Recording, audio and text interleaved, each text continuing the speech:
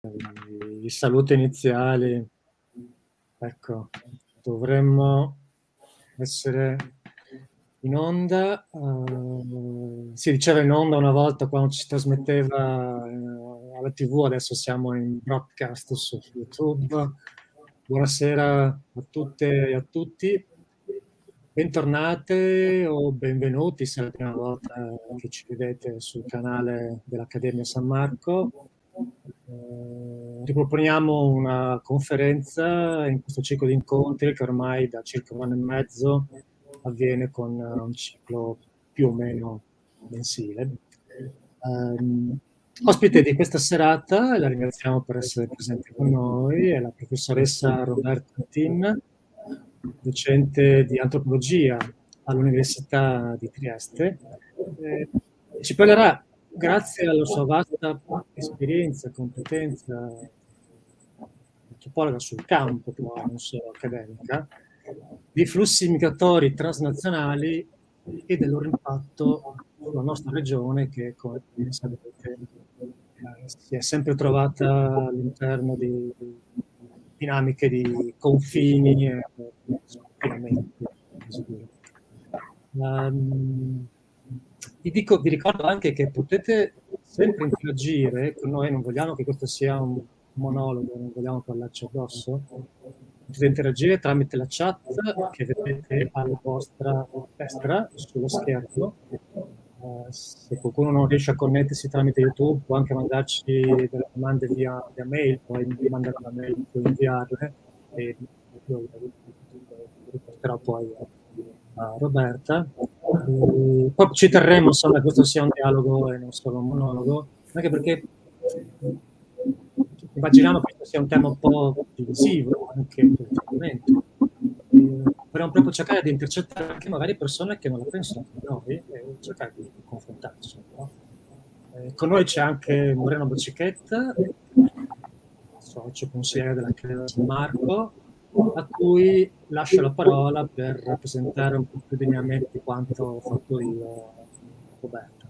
E dico a uno dei due che io sento un ritorno audio, può essere che qualcuno abbia un audio acceso, non so se anche chi ci ascolta lo sente. Comunque, beh, passo la parola a Moreno per presentare, come dicevo, Roberta. Grazie a entrambi, grazie Andrea. Allora, ho chiesto a Roberta alcuni mesi fa di parlarci di queste ricerche che sta facendo lungo il confine in ambito triestino, quando ancora i problemi dell'Ucraina non c'erano, pensare a nuove visioni di questa emergenza sul confine era una cosa ancora lontana, nessuno ci avrebbe pensato a questo. E soprattutto avevo chiesto a Roberta Altin di partecipare a questa nostra iniziativa, anche perché le ricerche che sta facendo nell'ultimo periodo di antropologia pubblica mi sembrano estremamente interessanti anche per pensare a cos'è l'antropologia pubblica, la ricerca che hai fatto su Servola, sui quartieri fragili di Trieste, mi sembra una questione interessante. Allo stesso tempo questa cosa del senso del confine rispetto alle migrazioni e alle popolazioni che arrivano su questo bordo, dove un tempo sono sempre arrivate le migrazioni, che quindi si sono sempre confrontati questi territori con questi movimenti territoriali, mi sembra interessante. Ma mi sembra soprattutto interessante, se vuoi, prima che iniziamo a discutere del generale, anche proprio parlare della questione della disciplina, perché in Friuli Venezia Giulia molto spesso l'antropologia è stata letta come la lettura anche di comunità tra virgolette anche abbastanza chiuse o comunque a volte quasi isolate. Ricordo gli studi fatti su comunità slave o su comunità tedesche in Friuli Venezia Giulia, come se fossero delle isole, appunto. E qui invece stiamo parlando sia in ambito urbano con le ricerche che hai fatto per Servola, sia per questa questione delle popolazioni migranti, invece di situazioni molto molto più fluide, nella quale la disciplina con la quale la disciplina deve confrontarsi in qualche modo, e non a caso la vedo molto utile soprattutto a noi che ci interessiamo di urbanistica, cioè una disciplina che diventa fondamentale anche per la proiezione di quello che sono le strategie di gestione del territorio, non più soltanto una lettura o documentazione del passato. Se poi prima di iniziare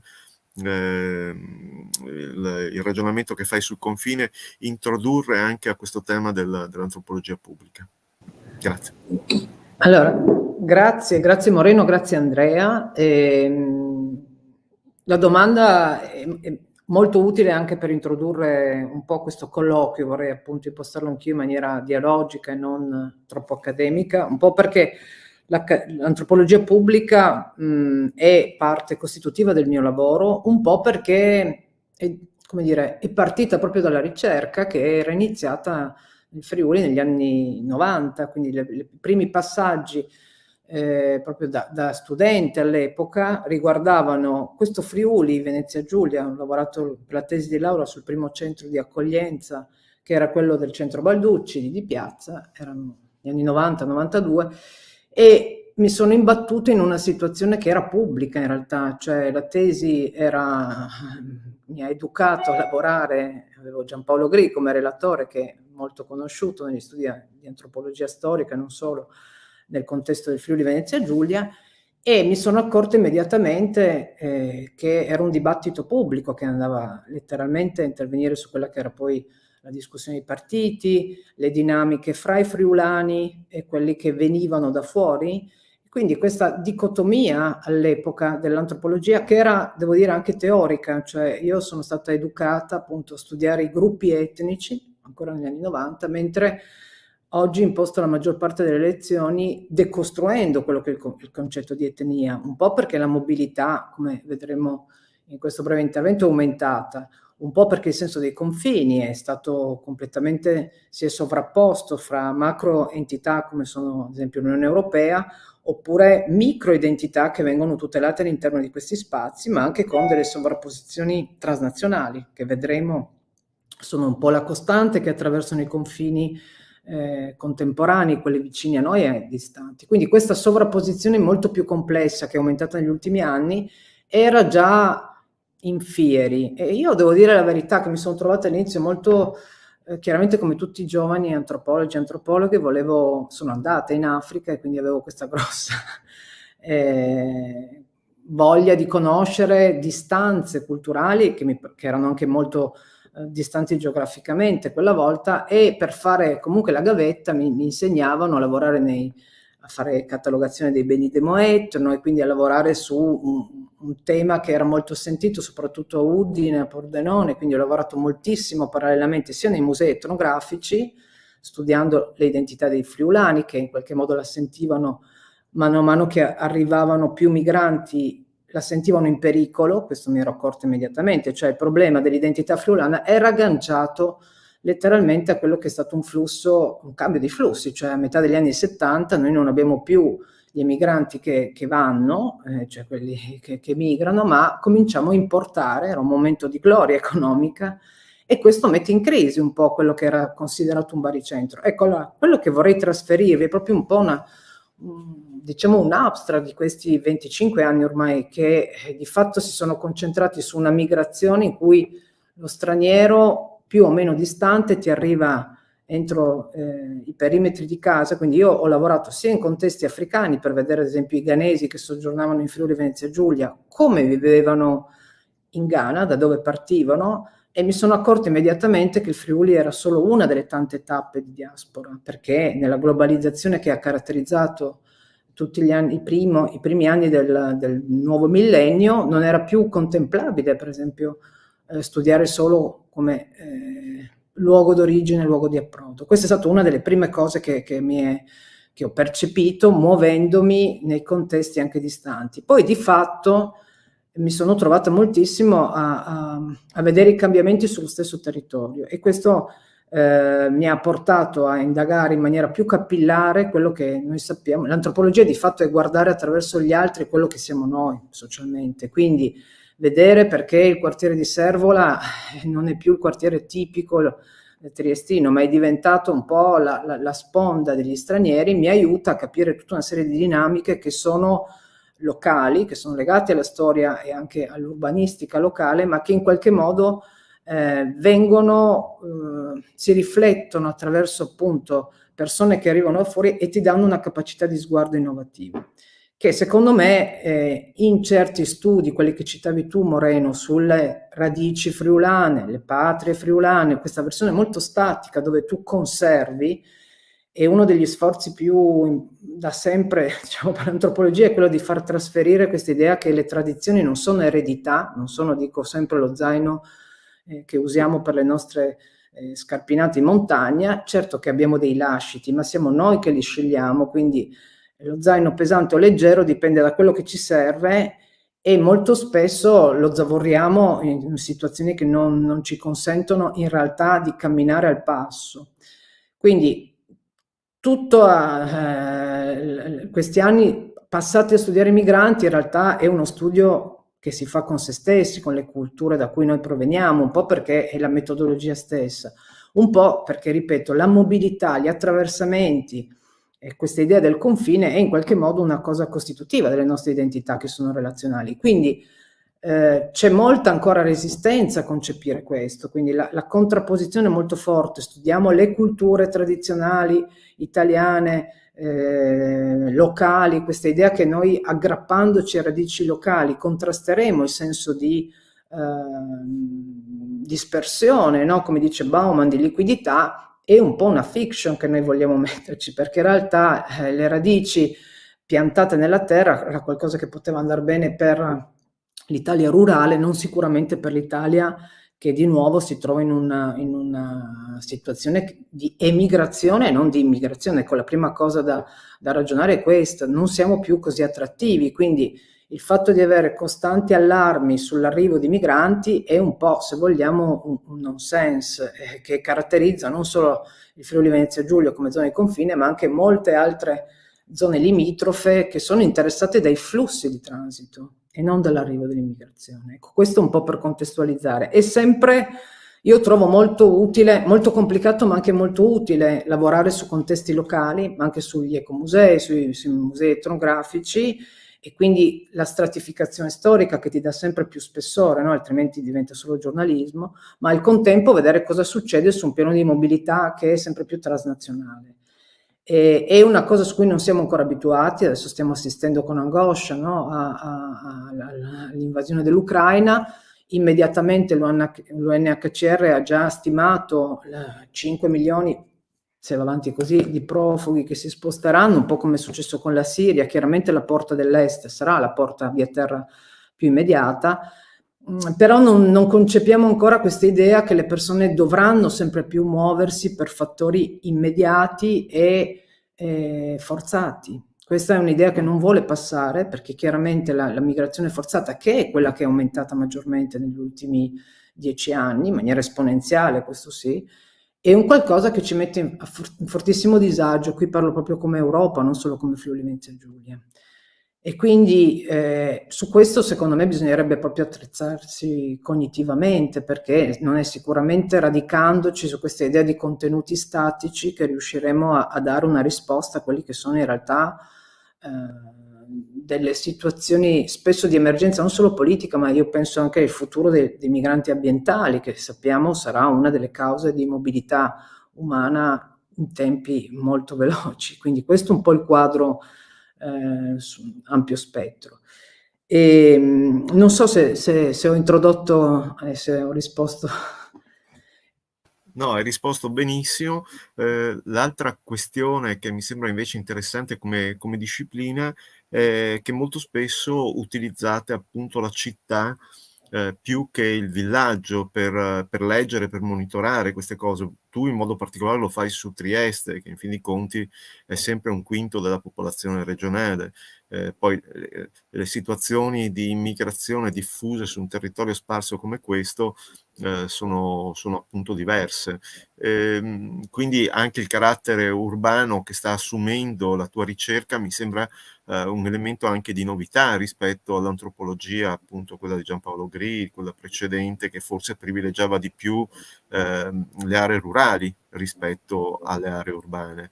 E forse in questo c'è anche una tendenza internazionale, mi immagino, da questo punto di vista. Lì credo che sia stato il momento veramente cioè Giampaolo Gri, non solo Giampaolo Gri, che tra l'altro chiaramente stimo tantissimo e mi ha insegnato moltissimo, era parte di...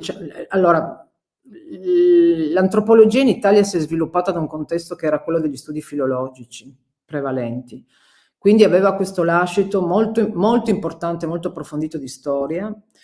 Etnostoria è una disciplina che lo sappiamo molto forte ancora in Friuli, gli studi di archivistica, che ha dato degli apporti importantissimi anche in termini internazionali. Era però un approccio che guardava molto, come dire, in termini diacronici, cioè guardava il presente, cercava di capire le motivazioni andando un po' indietro, rileggendo in maniera trasversale.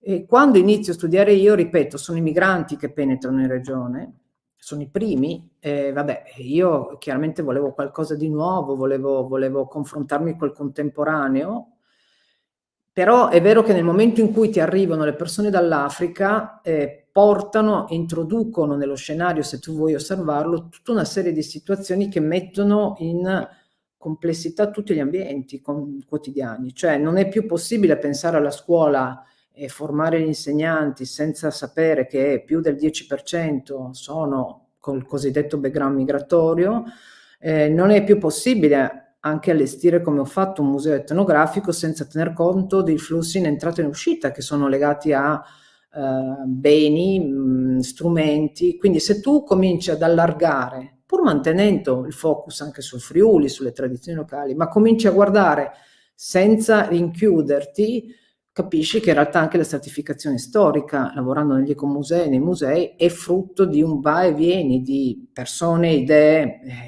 Il Friuli come zona di confine non è semplicemente perché abbiamo accolto 3 ondate di profughi e probabilmente dovremo accoglierne altre, ma perché, come si dice sempre, è una stratificazione linguistica di passaggi vari in entrata ma anche in uscita. Quindi noi abbiamo imparato tantissimo dagli migranti che sono andati, che ci hanno restituito non solo le rimesse, ma chiaramente le idee, i modi cioè il fatto di non rinchiudersi. E l'Italia fino agli anni 70 era vissuta molto con una scuola che pescava Gramsci, Cirese, quindi grossi atlanti linguistici.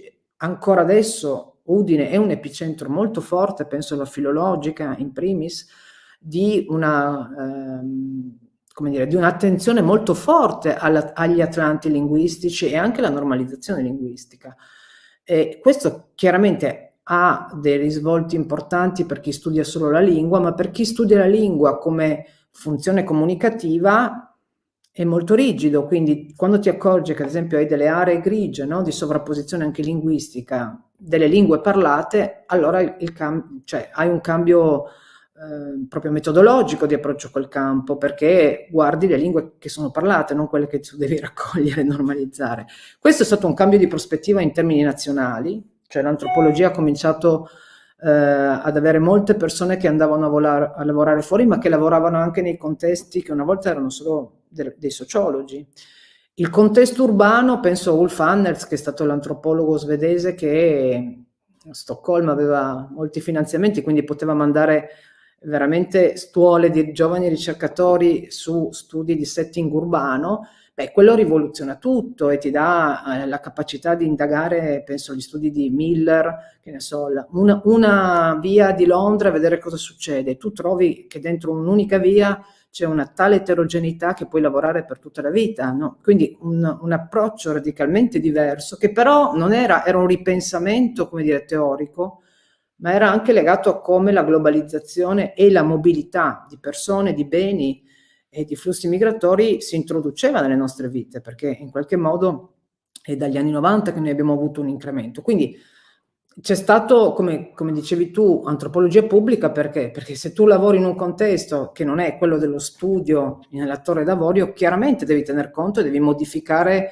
i metodi di osservazione. Da questo lato qui cominci a lavorare sempre di più con le persone, no? E questa è una cosa che poi io ho riapplicato anche ai contesti classici di studio come i musei etnografici, cioè far passare questa idea che non sei tu studioso che raccogli dati quasi fosse appunto un etologo, un entomologo, ma lavori nei contesti, ti confronti con le visioni, con i mondi diversi e poi in qualche modo diventa un ruolo effettivamente quasi di mediazione fra questi mondi, quindi non è più riportare usi, costumi, che è la classica idea, no? Che si ha dell'antropologia, ma al contrario mettere proprio in fibrillazione le cose consolidate per capire e mettere in discussione quello che noi pensiamo essere la tradizione e dire no, ma vediamo da dove viene questa tradizione e soprattutto usare moltissimo plurale, non più la tradizione ma le tradizioni e poi usare sempre di più, e questa è una cosa che ormai è un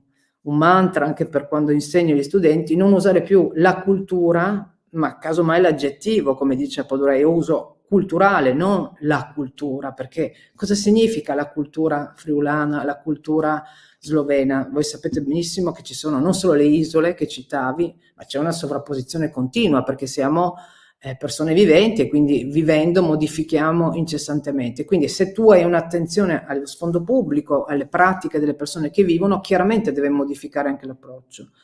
E non solo perché è diventato più complesso il mondo, ma proprio perché c'è anche un'esigenza etica, direi, che ti viene richiesta. Quindi rispondere a quelle che sono le istanze e le criticità di una società che insomma è in un momento anche abbastanza difficile anche dal punto di vista demografico in Italia, non è che siamo così attrattivi, quindi andare a vedere dove ci sono le zone di attrito significa anche predisporre in modo che si riesca a convivere in maniera effettivamente meno problematica, meno critica.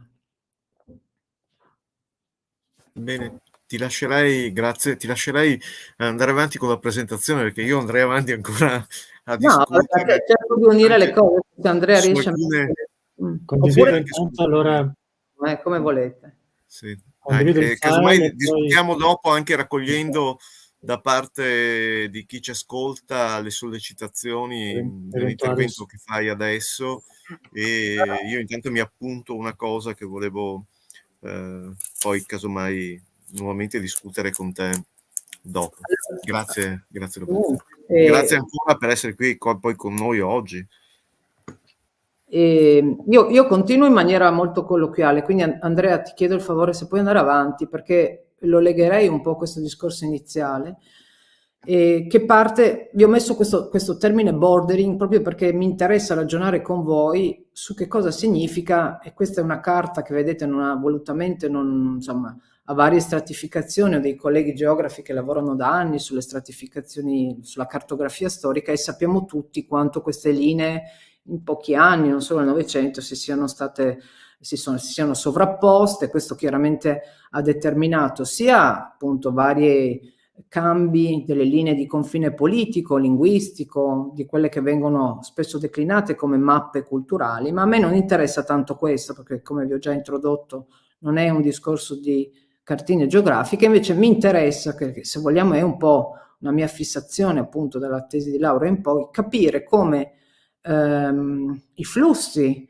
migratori, quindi la mobilità che attraversa o che si ferma in questo territorio di confine, impattino di fatto sulle nostre identità, cioè come noi friulani, triestini, sloveni di minoranza e via dicendo, sentiamo, percepiamo a seconda appunto delle dinamiche con queste alterità che arrivano e modifichiamo pur senza renderci conto quello che è il nostro senso di identità e il nostro modo di aderire a un gruppo.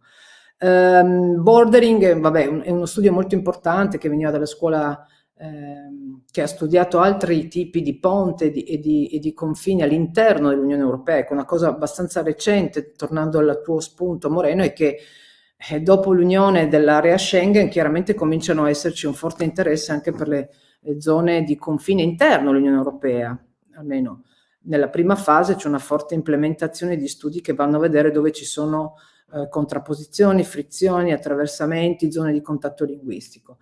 Ma a me interessa qui sottolineare come noi, e qui parlo in maniera generale proprio da antropologa, il senso del noi è sempre un qualcosa che viene costruito in maniera relazionale su questa zona di confine, è un confine spesso simbolico, ma noi non siamo fatti appunto di contenitori omogenei, e quindi ce la giochiamo letteralmente nelle pratiche quotidiane attraverso una costante necessità di tenere in ordine, quindi l'altro, la collocazione dell'altro, spesso in maniera gerarchica, e lì dipende da chi è l'altro, no? Nel rapporto con l'Est noi sappiamo che siamo sempre stati in qualche modo in un gap di presunta superiorità gerarchica. Pensate in termini di appartenenze, qui uguale sia a Trieste che a Udine, come si faccia sempre riferimento a un impero austro-ungarico dove si pesca solo sull'Austria e pochissimo sull'Est, mentre se andiamo a vedere il guazzabuglio di eterogeneità linguistiche che noi abbiamo, moltissimi termini dialettali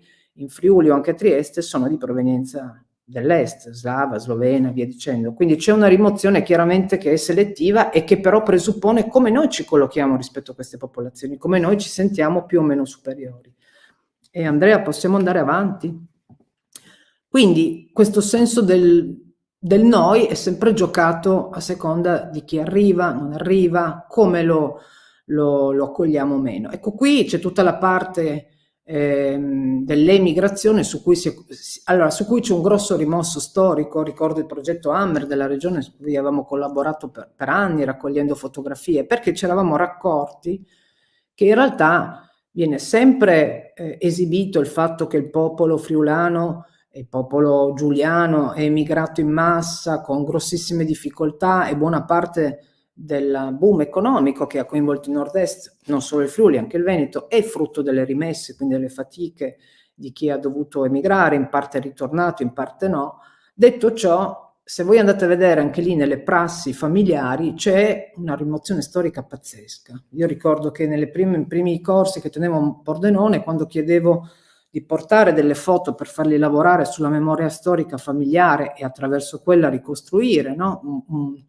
Le filiere della mobilità in e out del Friuli, la maggior parte degli studenti mi diceva: ma no, io non ho nessuno in famiglia. Poi tornavano la volta dopo, mi dicevano: ma sa che in realtà ho trovato mio zio, non sapevo, era stato in Germania tanti anni. Quindi c'è una sorta di quasi vergogna, no? Nel nord-est che supera questo momento storico, e quindi questo è importante ricordarlo perché noi abbiamo una fase di grossissima emigrazione in una Italia che è ancora rurale e che ha bisogno di rimettersi in campo dopo la seconda guerra mondiale, e questa emigrazione che viene, ripeto, rimossa, dimenticata, tutti i soprusi anche che abbiamo subito, penso alla storia ormai nota, no? Degli emigranti in Svizzera che non potevano portare i figli, in qualche modo è un qualcosa che però quando ricompare in scena nei nostri territori attraverso i migranti, viene smentita. Abbiamo cercato per anni di lavorare su un piano di sensibilizzazione, mettendo appunto il parallelo fra i nostri ex emigranti e immigrati, e la maggior parte delle persone ti dice: no, non era così, a noi ci volevano, e quindi ci sono tutta una serie di motivi che si ripercorrono.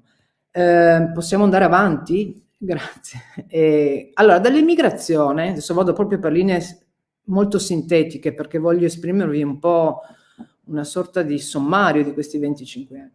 Arriva, voi sapete che nel 73, se non sbaglio, c'è un cambio proprio di inversione demografica, quindi prima esportavamo migranti, a un certo punto cominciamo a importarli. C'è la crisi petrolifera del 73 e cominciano ad arrivare flussi. Qui vi ho messo appunto, era la mia tesi di laurea nel 92, il centro Balducci, e vi ho messo però anche un'altra foto storica che sono i profughi. Allora, attenzione perché questo è interessante, anche fino a pochi anni fa la parola profugo aveva una connotazione che era legata appunto alle nostre precedenti esperienze storiche, ed era considerato richiedente asilo, richiedente protezione, erano delle categorie abbastanza viste con un certo rispetto umanitario. Ve lo anticipo perché poi vedremo invece com'è cambiata questa cosa. Mentre le migrazioni, i migranti economici che arrivano negli anni 90 vengono visti in una maniera abbastanza straniante, non si era abituati, cioè si era abituati ai flussi di persone che arrivavano dall'est, ma questo arrivo di persone africane, soprattutto nella zona centrale del Friuli Venezia Giulia, perché poi gli africani impattano pochissimo sull'area di Trieste e Gorizia, che non ha industrie, non ha piccole e medie imprese, via dicendo, è un momento effettivamente di grossa messa a fuoco di quella che viene considerata un'alterità molto distante. Possiamo andare avanti? Allora, negli anni 90, ecco qui vedete c'è un incremento costante, questo è un lavoro che avevamo fatto proprio con la mappatura urbana di Udine, la zona centrale, perché vabbè, io mi ero in particolare focalizzata molto sui ghanesi, perché era la comunità all'epoca in continua crescita, molto stabile, che aveva iniziato a comprare e acquistare case, fare mutui, quindi aveva un progetto di insediamento che poi ha dovuto chiaramente fermarsi con la crisi economica, e quindi studiavamo un po', perché c'erano anche necessità proprio di formare insegnanti che si trovavano in classi davvero eterogenee con 70-80% di bambini stranieri. Quindi la mappatura molto spesso abbiamo utilizzato, queste sono foto di Ulderica da Pozzo, proprio come strumento di rilevamento, un po' indagando direttamente con le persone coinvolte attraverso le fotografie, ma anche proprio come mapping urbano. Possiamo andare avanti. E allora in questi anni noi abbiamo avuto una costante crescita, vedete vi ho messo dei grafici molto sintetici, non mi interessa adesso bombardarvi di dati perché non è questo il caso, però è per capire come voi vedete che c'è un andamento costante degli stranieri che si ferma a un certo punto, quindi noi abbiamo una crescita che va avanti dagli anni 90 in maniera più o meno armonica, però costante, fino alla crisi economica, possiamo andare magari alla slide successiva, che è quella del 2007-2008. La crisi finanziaria ha un effetto non immediato, però nel giro di 2 o 3 anni, possiamo dare anche quella dopo, c'è uno stop dei migranti. Sono i primi a venire in qualche modo licenziati, c'è tutta la crisi che coinvolge il triangolo della sedia, e ecco, in Friuli Venezia Giulia buona parte della migrazione cosiddetta economica era una migrazione che andava a coprire delle zone dove servivano effettivamente braccia, e quindi in qualche modo era parte di un benessere che cresceva per tutti, per i friulani e per chi veniva da fuori. Questa crisi chiaramente è una crisi da cui non ci siamo ancora ripresi, quindi vedete che nel 2011 sotto comincia a esserci non solo una decrescita della popolazione, perché poi dobbiamo anche qui ragionare sui flussi in entrata e in uscita, ma anche quello che sta succedendo nella nostra società, quindi il calo costante di nascite, il fatto che non siamo più attrattivi dopo la crisi economica per migranti che tendenzialmente sono più giovani, e quindi voi vedete che c'è un calo incredibile, quindi noi stiamo andando in un deficit non solo di giovani ma proprio di popolazione.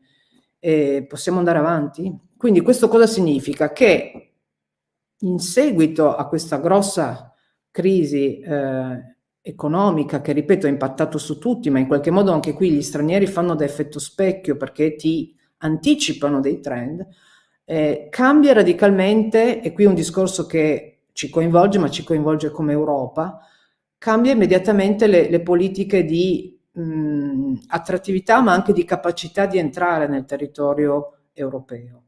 A partire dalla crisi, dopo il 2010, noi assistiamo sempre di più a una chiusura dello spazio europeo, una chiusura che fa sì che in qualche modo i flussi, che non sono più limitrofi, sono meno transfrontalieri, sono legati appunto a mobilità forzate, e quindi noi dobbiamo adottare, dico noi qui come studiosi, un approccio che diventa sempre più transnazionale, e quel trans sta a sottolineare che tu studi moltissimo i transiti e molto meno i luoghi di origine e di arrivo.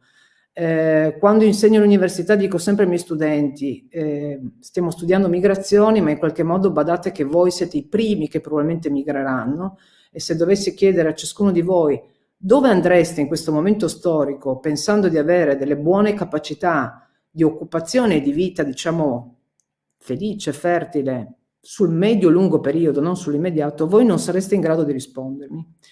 E se pensiamo come erano gli emigranti invece di fine 800 o nella prima parte del Novecento, voi sapete che i viaggi erano anche molto distanti, ma c'era un investimento che ti portava in qualche modo a essere abbastanza garantito. Pensate chi è andato in Argentina, in Australia, negli Stati Uniti, c'era una fatica iniziale, ma avevi una stabilità che ti consentiva di darti un progetto diciamo di benessere che aumenta nel tempo, quantomeno per i figli, perché poi la migrazione in genere è un grosso atto di investimento sul futuro, no? Cioè fai fatica tu, magari ti metti da parte tutta una serie di cose, ma pensi che i tuoi figli e le generazioni dopo ne avranno un beneficio. Ecco, questa cosa qui dopo la crisi un po' salta, e noi assistiamo al termine di diaspora, nel senso che io vedo letteralmente i ghanesi del territorio friulano che cominciano a muoversi disperatamente, perché era gente che magari aveva fatto il mutuo e quindi voleva stare in Italia, comincia a dover cercare altri lavori. Di prima battuta lo fa ad esempio a Londra, ma poi Londra comincia a chiudere anche lì con Brexit battenti, quindi rimbalza su un altro territorio extraeuropeo all'interno dell'Europa. E questo crea chiaramente una situazione di estrema mobilità precaria. Però, ripeto, è una mobilità precaria che impatta sui migranti, ma impatta anche sui nostri giovani, non solo su loro. Quindi è un cambio radicale proprio non solo di strumenti di lettura delle migrazioni, ma proprio del contesto economico di mobilità. E possiamo andare avanti. Vi ho messo un piccolo inserto, l'unico accademico, di 2 testi. Dovete perdonarmi, ma ecco, qui per darvi semplicemente la cornice metodologica su cui ci muoviamo, c'è un testo fondamentale che è quello di Appadurai, un personaggio, no? Lui è nato a Mumbai, poi emigra a Londra, poi va negli Stati Uniti e lavora metà negli Stati Uniti e metà in India, e spiega in una maniera anche molto colloquiale, un libro molto bello da leggere secondo me, come la sua spinta a emigrare verso gli States, ma prima ancora verso Londra, è moltissimo alimentata da flussi mediatici, dal fatto che lui vede dei film, viene immerso chiaramente da tutta la cultura popolare, e quindi la spinta, e questo è un termine importantissimo rispetto alle migrazioni precedenti, alla migrazione nasce da un desiderio che però non è un'immaginazione sterile, ma è una spinta a partire. Allora, piccolo parentesi, pensate chi parte negli ultimi anni, ad esempio dalle zone subsahariane, quanto viene spinto da un immaginario che viene veicolato da internet, dalle televisioni, e che in qualche modo diventa una spinta all'azione, alla migrazione, nel senso proprio che è un qualcosa che diventa attrattivo ma che spinge da movimento. Allora, gli strumenti che usiamo quindi sono sempre più, non tanto immigrazione, che implica appunto un in e out, ma la parola diaspora, che contempla il fatto che praticamente qualsiasi migrante ormai ha un senso di dispersione, di transito, e quindi la necessità di studiare quello che succede tra le varie nazioni. Questo ci obbliga appunto anche da italiani, friulani, radicati in certe aree di appartenenza, a contemplare il fatto che tutto un po' viene messo in fibrillazione in movimento. E possiamo andare a quella dopo?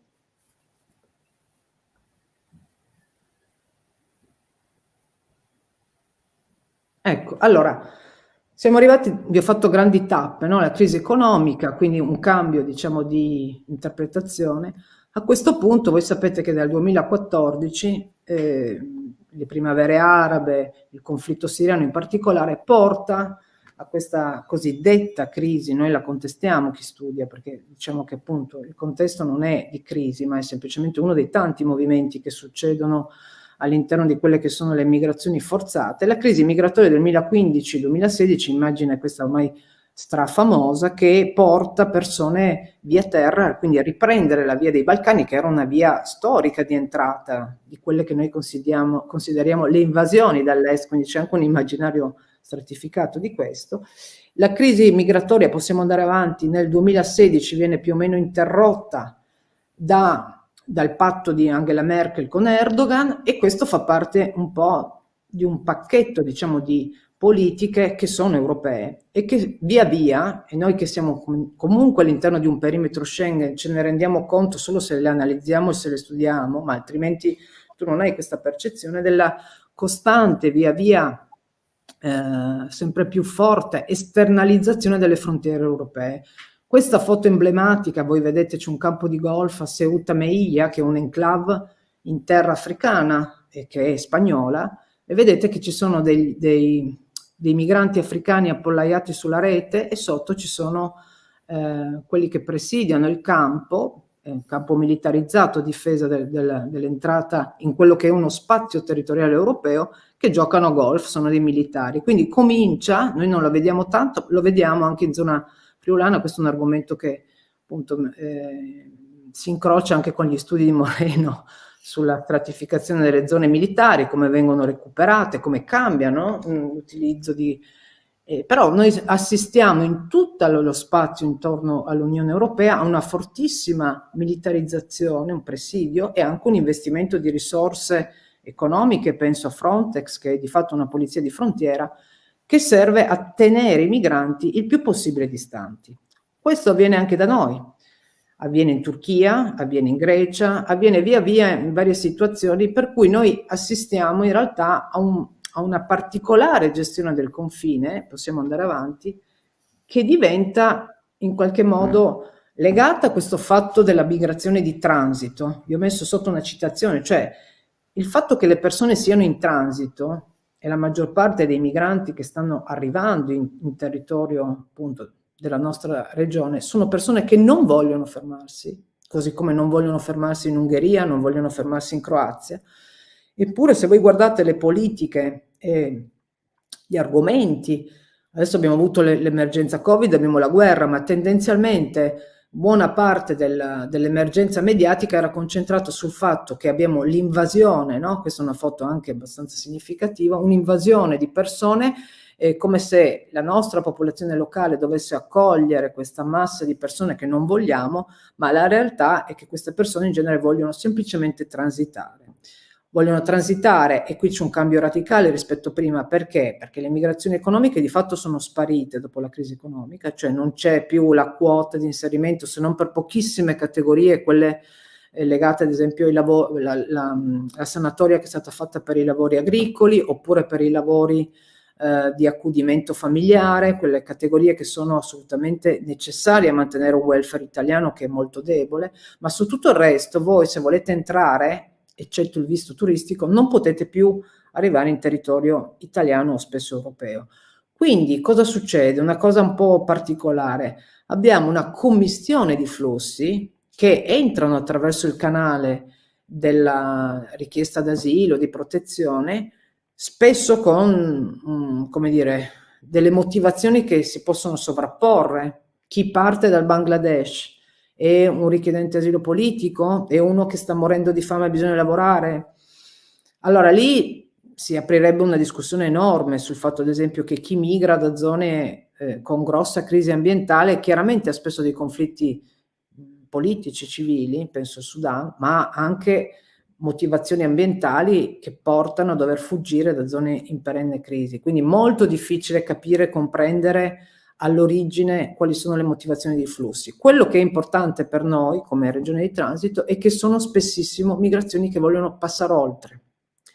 E possiamo andare avanti. E quello che succede invece in termini di gestione e anche di analisi, vedete, ecco qui vedete l'unico aumento che noi abbiamo costante in questi ultimi anni, che non è più di migranti che stanno scendendo, per cui noi siamo di nuovo in un saldo migratorio in cui abbiamo 5 milioni e mezzo di italiani all'estero e meno di 5 milioni in entrata di migranti, mentre quello che sta aumentando è il popolo dei richiedenti asilo o cosiddetti profughi in fuga, spesso persone displaced proprio dai stessi territori, e qui vedete che c'è un incremento molto forte e un abbassamento anche dell'età, cioè ci sono sempre più minori che vengono in qualche modo spediti verso l'Europa attraverso l'unico canale ormai più o meno aperto in maniera irregolare di entrata nello spazio pubblico e politico europeo.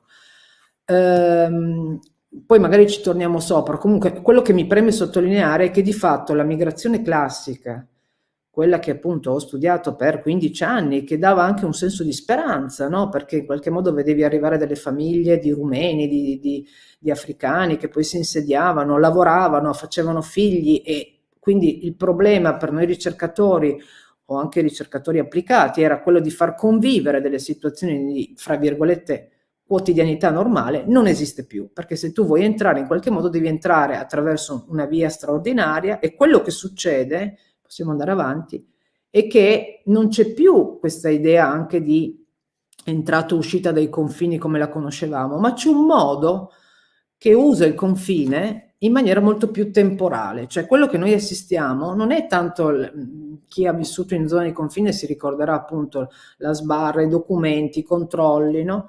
No, quello che noi assistiamo è una gestione di, possiamo andare alla slide successiva, di, ecco, innanzitutto l'insediamento, questo lo trovo anche molto interessante, capire le stratificazioni, perché abbiamo la ricollocazione in luoghi di profuganze storiche, cioè in qualche modo quest'ultima ondata di migranti a partire dal 2015-16 in poi vede, cioè il Silos è oggi lo spazio fra virgolette informale in cui si insediano quando arrivano, ed era il primo centro di accoglienza per migranti dell'immediato dopoguerra, cioè degli italiani che erano scappavano, diciamo, dall'Istria e dalla Dalmazia. Possiamo andare oltre? Poi noi abbiamo avuto questa esperienza molto interessante, secondo me, nel Friuli Venezia Giulia, questa ve la ricorderete, la caserma di Cervignano, che aveva ospitato invece la seconda ondata di profughi che erano dalla guerra civile nell'ex Jugoslavia, e noi siamo stati un po' lo scenario di sperimentazione delle prime forme di accoglienza cosiddetta diffusa, che poi diventerà una legge nazionale, quella dello SPRAR. E perché? Perché a parte appunto questa unica caserma che era stata aperta per dare spazio e ospitalità agli sfollati dall'ex Jugoslavia, l'esperimento felice era stato quello di non utilizzare grandi campi, quindi questa assistenza umanitaria che in qualche modo deumanizza le persone, no? Il problema di oggi è questi campi enormi dove tu ridiventi un numero, ma quello di usare questa rete locale. Siamo una regione di confine, quindi sappiamo che la comunità croata, serba, quelli che erano ancora uniti da questa solidarietà all'epoca Jugoslavia, perché erano cresciuti in qualche modo nella stessa nazione, e quindi metterli nei posti piccoli, negli appartamenti, farli quindi inserire in una rete di pratiche quotidiane e non in caserme o in campi che sono in genere distanti dalla vita normale. Questo è importante perché non solo perché appunto consente ai migranti, ai profughi di inserirsi in un contesto vitale, ma anche perché gli abitanti del posto, se non vedono chi c'è dentro una caserma, possiamo andare alla slide successiva che è una caserma appunto, il Cara di Gradisca, isolato, è chiaro che gli abitanti di Gradisca percepiscano questa, guardatela com'è blindata con telecamere, militarizzata, allora obiettivamente una persona anziana del posto che vede una cosa così, cosa può pensare di cosa avviene all'interno? Anche se all'interno è un centro di accoglienza che dovrebbe appunto proteggere e aiutare persone che scappano, però questo crea, e mi preme sottolineare questo discorso, non crea un problema anche per i profughi, i rifugiati, ma crea soprattutto un problema di visione relazionale con chi vive questi contesti e quindi percepisce questa migrazione che è forzata come un qualcosa di pericoloso in primis, perché non li vede, perché sono dentro appunto caserme isolate, dove sono assistiti, resi anche passivi, quindi tutto questo aumenta moltissimo e complica le dinamiche con la popolazione locale. Possiamo andare a quella dopo?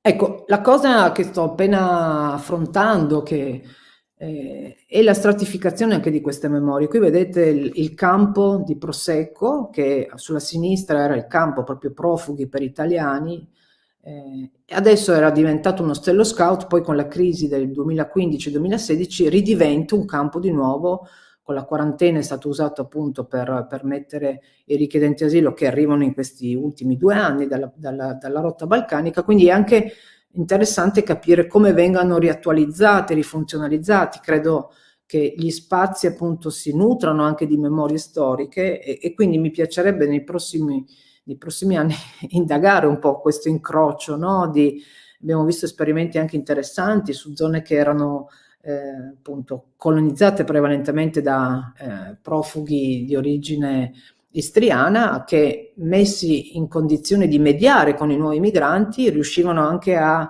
rielaborare il loro vissuto, in parte traumatico, in parte di isolamento, e a rimetterlo in gioco. Altre situazioni invece creano ulteriore conflitto, c'è più paura. Quindi è interessante anche vedere questa sovrapposizione di memorie di varie profuganze storiche, come si incrociano in una situazione contemporanea, avendo gli stessi luoghi, diciamo, che vengono rifunzionalizzati.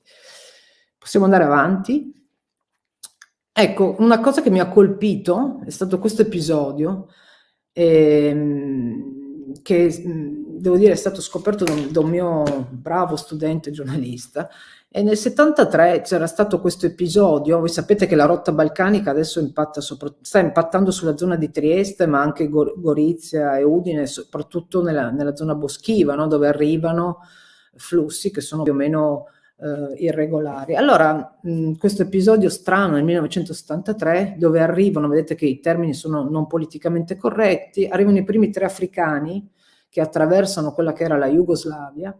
E la cosa che mi ha colpito è che all'epoca tutto il paese, tra l'altro di minoranza slovena, di Sant'Orligo, Sant'Antonio, insomma, da zona proprio a ridosso del confine, viene veramente colpito dal fatto che questi giovani muoiono di freddo nell'attraversamento del confine, scappando da un percorso così distante. Quindi c'era anche negli anni 70, non c'era la mobilità anche turistica che avevamo. Quindi questo discorso fa scattare una solidarietà, possiamo andare a quella successiva, che addirittura fa pagare le spese dei funerali. Vedete, ci sono le lastre. Quindi è come se questa piccola comunità slovena, che tra l'altro era una comunità anche quella in qualche modo ancora subiva anche dei razzismi a Trieste, eppure diventa molto solidale. Moltissime interviste, possiamo andare a quella successiva, riportano, no? Ecco, questa forte solidarietà e compassione. E qui invece una foto di oggi, la stessa zona identica da cui arrivarono quei 3 africani, che viene attraversata costantemente. Questo, per chi abita, è una immagine costante. Quindi i giovani che arrivano dalla rotta balcanica, quando arrivano sul confine europeo, che è quello di Trieste, dovrebbe essere quello sloveno, ma tendenzialmente viene visto Trieste come approdo in area dove chiedere protezione e asilo, abbandonano i vestiti che hanno usato durante il transito nei Balcani. E però vedete che questa cosa qui oggi suscita un'altra reazione. Quindi vedete che l'intervista a una persona del posto dice: quelli che venivano qui lo facevano di notte, non li incontravi, era una cosa sporadica, mentre adesso il numero è aumentato e di conseguenza si notano. Possiamo andare avanti. Questo fatto, e qui è la gestione proprio dei confini di cui vi parlavo, e il famoso The Game, ne avrete sentito parlare, no? The Game è come chiamano i migranti l'attraversamento della rotta. Lì vedete delle frecce schematiche, sostanzialmente è la rotta via terra, che sempre di più viene affidata a forme irregolari di smistamento e diventa sempre più pericolosa. Dopo il Mediterraneo, negli ultimi anni c'è un'escalation di violenza, soprattutto al confine croato, ma quello che mi interessa è farvi ragionare su come appunto il confine europeo in questo caso, venga filtrato, venga bloccato, perché in realtà l'obiettivo esplicito è quello di tener fuori, anche se in base alla Convenzione di Ginevra noi non dovremmo mai respingere chi richiede asilo, chi richiede protezione. Possiamo farlo correttamente se le cause che poi nella richiesta di protezione emergono non sono compatibili fra quello che viene riconosciuto come diritto d'asilo, però non dovrebbe mai esserci la possibilità di respingere chiunque transiti in territorio europeo chiedendo asilo, mentre quello che assistiamo sono queste mobilità migranti che vengono letteralmente bloccate. Quindi The Game è come una specie di gioco dell'oca. Voi avete migranti che partono dalla Grecia per risalire verso appunto l'Italia o l'Austria e vengono costantemente rispediti indietro, filtrate. E da questo punto di vista la gestione del confine non diventa più una gestione di blocco, come siamo abituati a pensarlo, geografico, spaziale, ma diventa un fattore temporale. Cioè vengono fermati e devono attendere. The Game cosa significa? Che stanno fermi 6 mesi, poi c'è la soffiata, dicono ma magari adesso riusciamo a attraversare. Quindi questo è un una costante attesa che produce in qualche modo un confine che è quasi più temporale che spaziale. Questa è una novità per certi versi, perché questo fatto di dover transitare e di venire respinti, e spessissimo ho incontrato appunto nelle interviste migranti che fanno 2-3 volte, ma questo guardate che è una costante non solo della rotta balcanica, ma anche all'interno degli spazi europei. Provate a pensare alla jungle di Calais e le persone che stanno in attesa per arrivare in qualche modo. Quindi la prima generazione di migranti che noi assistiamo, che in qualche modo non solo non hanno un obiettivo finale, perché dipendono poi da come vanno le politiche, le prassi, le gestioni dei confini, da come vengono respinti, da come vengono accolti, filtrati, bloccati, via dicendo, molto aleatorio tra l'altro, perché è una gestione spuria, non trasparente né delle forze dell'ordine né delle mobilità, e quindi questo è un nuovo piano in cui appunto il fatto dell'attesa, del dover essere costantemente andare avanti e poi tornare indietro è una cosa che non avevamo mai visto, e questa gestione in spazi straordinari, in campi informali, è un'altra cosa che aveva finora impattato il sud del mondo. I campi profughi, le enormi situazioni che contengono persone in attesa non era una cosa che l'Europa in qualche modo aveva fatto sua, ma era sempre una gestione, appunto, i grossi campi in Africa, i grossi campi in Palestina,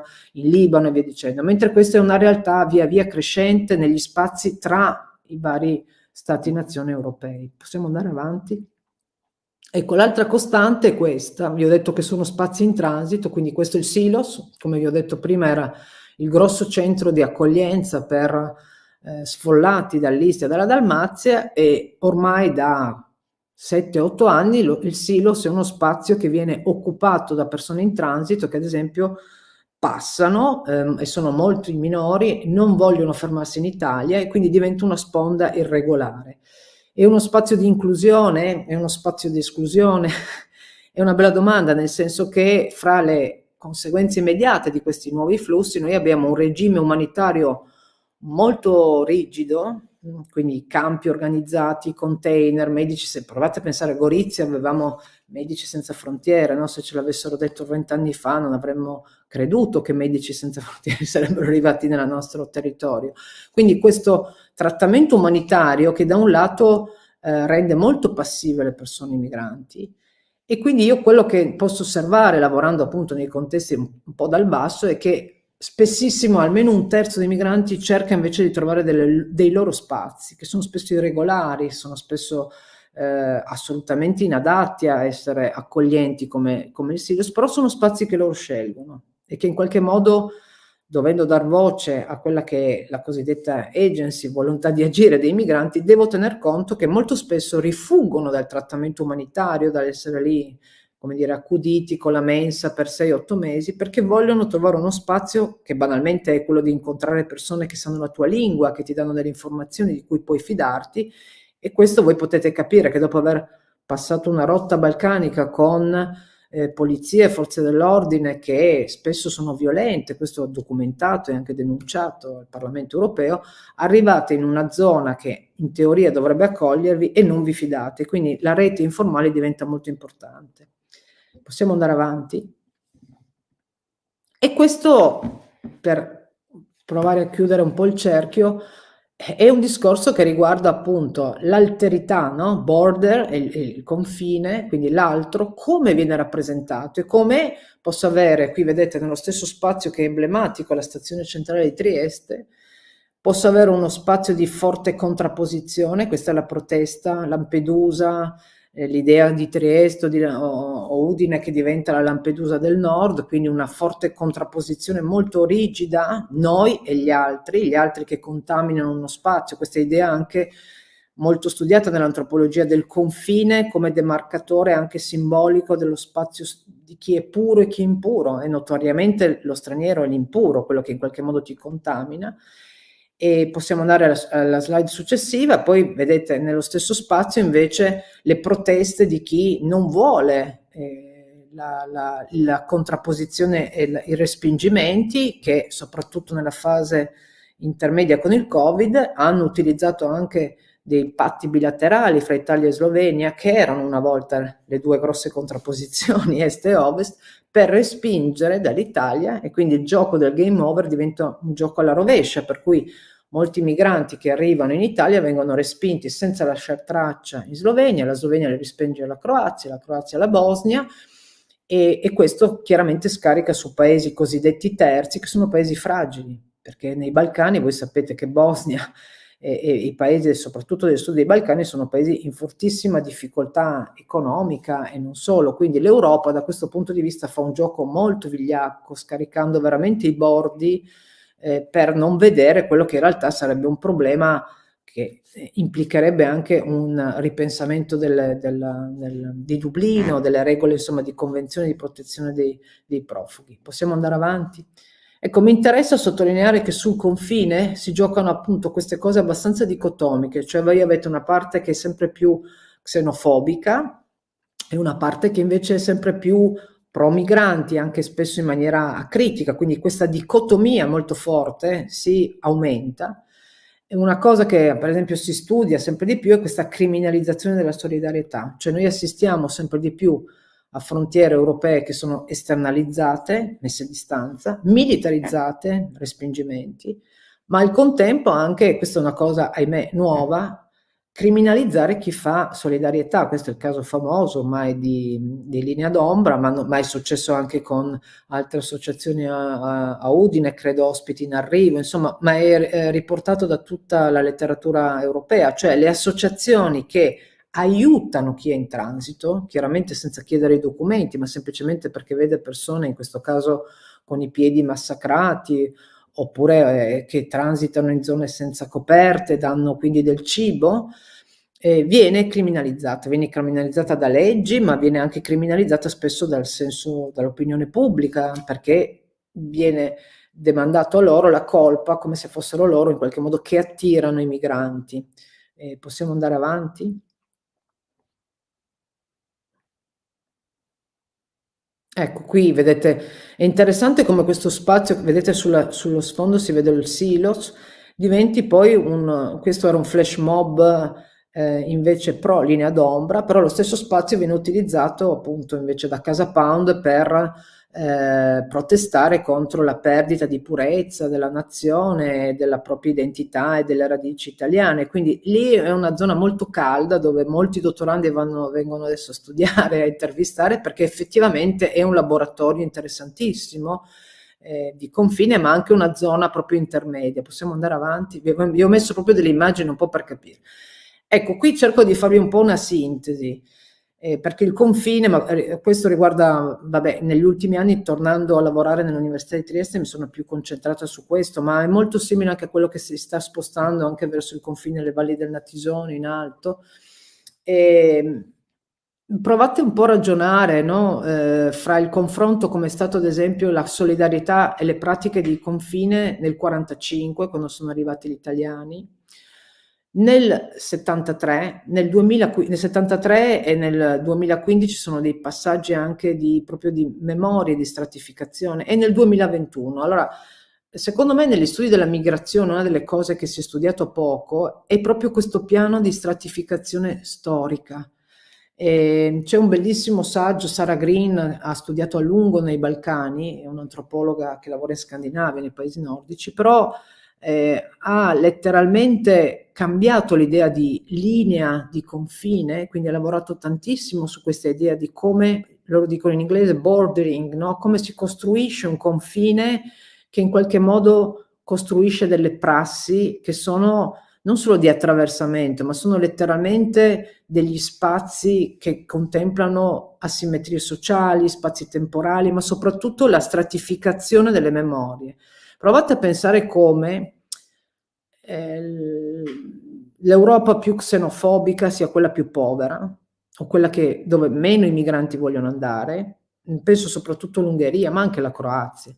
E provate a pensare come in realtà i migranti in qualche modo vengono intercettati, si inseriscono nelle zone più povere e più abbandonate anche dei processi economici. Questo cosa significa? Che voi avete dei migranti nella Germania dell'Est, ma anche nelle zone, nei nostri territori, e molto spesso sono zone dove i migranti si infilano in spazi vuoti, no? Dove c'è spazio per aprire delle attività. Pensate anche alle valli del Natisone, no? Dove c'era una riurbanizzazione perché costava poco e ci andavano solo i migranti. Cosa succede? Che le persone che vivono in queste zone che sono in fase di declino economico vedono arrivare i migranti. Non pensano che i migranti si infilano, ad esempio, in faglie, in zone che sono vuote, che vanno forse anche riempite, ripopolate, ma lo vedono come il fattore che ha determinato il declino, mentre in realtà, questo è interessante, il declino è prima, come dire, e spessissimo i migranti si infilano in situazioni che sono ancora vuote e che lasciano spazio, che sono anche degradate, quindi non sempre il migrante, non pensate sempre, e parlo per analisi appunto delle politiche migratorie nelle nostre zone, non va sempre nel centro della capitale, non vanno tutti a Milano e non vanno soprattutto nel centro di Milano, ma vanno nelle periferie, vanno nelle zone periferiche anche territoriali, quindi molto spesso questo innesca una competizione fra categorie povere, deboli, a rischio, e in qualche modo interroghiamoci anche lì, siamo una regione a rischio in questo momento? Sto andando verso un po', anticipo le conclusioni. Possiamo andare alla slide successiva. Ecco, questa è la linea di confine, insomma noi siamo stati la cortina di ferro, abbiamo diciamo quasi dimenticato quello che era un attraversamento, tra l'altro rimesso fortemente in auge con il Covid. La prima cosa che si è fatta quando è arrivato appunto il Covid è stato riposizionare anche sui valichi minori, no? Grossi blocchi, grossi massi, quindi di nuovo impedire, e di nuovo questo ha delle implicazioni anche simboliche, lo sappiamo che la pandemia ha avuto una gestione di corpi, la biopolitica, però è anche vero che la prima cosa che si è vista è che arrivava da fuori. Dicevo che ci siamo appena un po' rilassati e abbiamo cercato di dimenticare quella che era una regione che ha vissuto, no? E appunto Moreno ha scritto libri super interessanti su come lo spazio, non solo lo svuotamento delle caserme, ma come era proprio diciamo nel DNA quasi di questa nazione, di questa regione, vivere con il confine a fianco. Secondo me c'è una nostalgia pazzesca anche di questo confine, non solo delle prassi che c'erano prima, ma della contrapposizione molto dicotomica, no? Fra est e ovest. Quindi questo processo si stava appena in qualche modo commissionando e, come avete visto con la rotta balcanica, questo in qualche modo, possiamo andare avanti, ha riposizionato dei confini, e questa è una foto che ho fatto appunto sul confine, diciamo, più rurale della Slovenia, dove vedete che di nuovo c'è una... Tra l'altro, vabbè, fa un po' sorridere perché è una zona dove non c'è nulla, no? Quindi sembra un po' una costruzione effettivamente quasi più simbolica che fisica, perché poi se c'è una cosa che sicuramente non è arginabile è il passaggio in zone come i Balcani, che sono talmente un territorio scosceso, dato che mettere in una zona che è proprio visibile questo filo spinato sembra effettivamente più una presa di posizione che uno strumento, un deterrente per le persone che vogliono entrare nel nostro spazio. Possiamo andare avanti. Allora, la mia domanda, e qui mi rivolgo a voi perché un po' cerco di aprire il dialogo, siccome l'idea dei migranti ci fa anche sentire molto come se fossimo una terra desiderata, no? Come dire, vabbè, vengono da noi, ma noi non li vogliamo. Quindi questo è un po', ormai fa parte anche di quello che, soprattutto i politici, pensate al discorso di Orban in Ungheria, fa suo, come dire, noi siamo una nazione molto ambita, e questo è chiaramente l'angelo dorato di Udine, quindi noi siamo ancora così attrattivi, quindi siamo un Eldorado, oppure, e possiamo andare alla slide successiva, siamo una zona marginale. Siamo una zona marginale, come vi dicevo prima, dagli studi della Green, che questa è una foto ad esempio di Orban che ha impostato tutta la politica elettorale sul fatto del respingimento, quindi dicendo noi ungheresi dobbiamo respingere, ma se voi parlate con i migranti nessuno vuole fermarsi in Ungheria.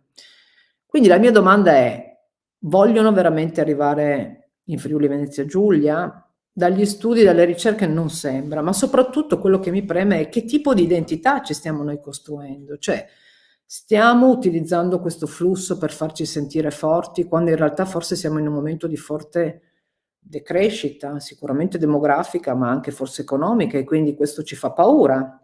I dati ci dicono che i giovani vanno via, quindi in qualche modo forse così attrattivi non siamo, o forse siamo attrattivi di un tipo di migrazione molto economicamente marginale. Parlare di appunto persone che accudiscono gli anziani o di lavori precari nel mondo dell'agricoltura chiaramente non significa essere un paese attrattivo. Ecco, questo è un interrogativo molto forte perché, ripeto, noi ci costruiamo molto spesso un'identità politica, culturale, confrontandoci con chi viene da fuori. Possiamo andare all'ultima. È un libro che io vi consiglio, non sono una prof di quelle che vi danno molti, però questo è di Khosravi, Io sono confine. Khosravi è un iraniano che è un collega, full professor a Stoccolma, una storia per certi versi a lieto fine, che nel libro Io sono confine parla proprio della sua partenza e del lunghissimo viaggio per arrivare in Europa, parla anche in qualche modo di come gli attraversamenti delle frontiere siano state veramente casuali, in balia della violenza, di persone buone o cattive che incontra sulla strada, quindi dà un'idea della nuova migrazione verso i paesi occidentali, che non è assolutamente più quella appunto cosiddetta economica, con un obiettivo scandito da tempi, inserimento, integrazione e via dicendo. E le sue riflessioni sono molto utili secondo me in questo momento, questa è l'unica appunto citazione che vi faccio, ragionando sul fatto che noi stiamo costruendo di nuovo questi confini, tra l'altro quel mitico filo di ferro, quello tagliente, quindi ancora più respingente, e l'interrogativo che ci pone Khosravi, che ripeto ha in qualche modo terminato questo percorso e fa l'antropologo, quindi ha rielaborato in termini professionali quella che è stata un'esperienza molto drammatica per certi versi, ma quello che ci invita in qualche modo a pensare Khosravi è proprio la costruzione, dice, frontiere e barriere. Ricordiamoci, perché noi siamo una regione di confine e questo ce l'abbiamo ancora impresso, assumono poi una loro vita propria, perché non sono semplicemente delle barriere fisiche, ma sono delle cose che stimolano emozioni, contrapposizioni, anche violenza dal punto di vista simbolico, no? Quindi modificano inevitabilmente il territorio sociale, ma ricordiamoci che questo impatto sull'immaginario, sulla percezione che noi abbiamo del confine, quindi dell'alterità, anche molto dopo il crollo. Noi stiamo ancora a parlarci e a vedere l'immagine del crollo del muro di Berlino, di quello che era successo nell'ex Jugoslavia. Questo fa parte proprio della costruzione della memoria e delle stratificazioni che noi mettiamo in atto anche nei confronti dei nuovi che arrivano. Quindi il loro significato simbolico è molto più grande della presenza fisica, non è semplicemente vedere appunto perché costruire queste barriere, perché essere spingenti, ma costruiscono, dice Khosravi, delle nuove soggettività. Allora, come cittadini di una zona di confine, ma anche come cittadini europei, l'invito è a ragionare su che tipo di soggettività noi stiamo creando. E mi fermo, perché questa è una risposta che non so darvi e che implica, credo, cioè, un coinvolgimento di tutti noi, no? Proprio in un termine pubblico. Bisogna sapere anche fare le domande, non solo dare le risposte. Bene, grazie Roberta, è stata come al solito una lezione illuminante quella che ci hai dato, e penso che ci siano delle domande anche, Andrea, Al da parte. momento non ne vedo, sono sempre timidi. Sì, all'inizio sì. Io invece avevo una cosa rispetto a questo discorso del popolamento regionale, che è un riferimento a cui tendiamo anche noi come urbanisti, no? Il fatto che nel 2050 perderemo un quinto della popolazione e quindi ci troveremo ad avere una regione che vivrà quelli che sono stati gli stress di certe urbanità. Le città che appassiscono diventa una regione che appassisce in termini demografici.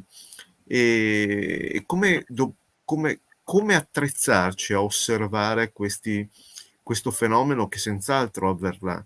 Cioè, cosa cambierà? Ad esempio, prima parlavi di questo inserimento sulle periferie da parte dei migranti, che l'abbiamo visto soprattutto dove i prezzi di mercato delle case sono più bassi, quindi nei comuni ad esempio montani, pedemontani, di margine, appunto non nella centralità di Spilimbergo, ma magari più facile a Castelnuovo del Friuli o a Ragogna rispetto a San Daniele.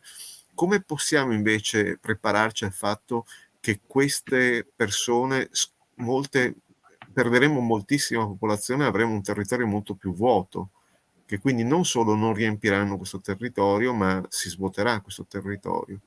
Perché è un problema che ci poniamo anche come urbanisti, questo. Bisogna assolutamente rimpolpare la parte giovane in primis, cioè non è solo un problema che ci arrivano meno migranti, noi continuiamo a non avere nuove generazioni, quindi in qualche modo questo sta sempre di più creando e quei pochi tra l'altro se ne vanno, c'è questa costante anche qui che dobbiamo tenere in considerazione.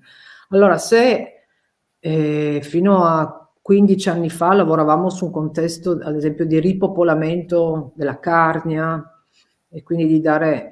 Adesso diventa tutto molto più difficile, secondo me, anche perché quello che sto lavorando, anche sto pensando ai progetti più recenti nella scuola, una delle cose abbastanza emblematiche è che c'è una specie di inclusione veramente differenziale anche a partire dalle scuole, cioè gli stranieri, mentre prima, non dico che l'Italia non è mai stato un paese particolarmente aperto e meritocratico, però c'era la possibilità per le cosiddette seconde generazioni, io ho appunto avuto i primi laureati figli dei ghanesi, pensate, quelli che erano proprio arrivati negli anni 90, quindi c'era una possibilità di ascesa sociale, questo dava un'idea che tu percepivi anche secondo me negli spazi urbani, no? Che diventavano popolati nelle zone, nei quartieri popolari dai migranti, ma che in qualche modo la vita andava avanti.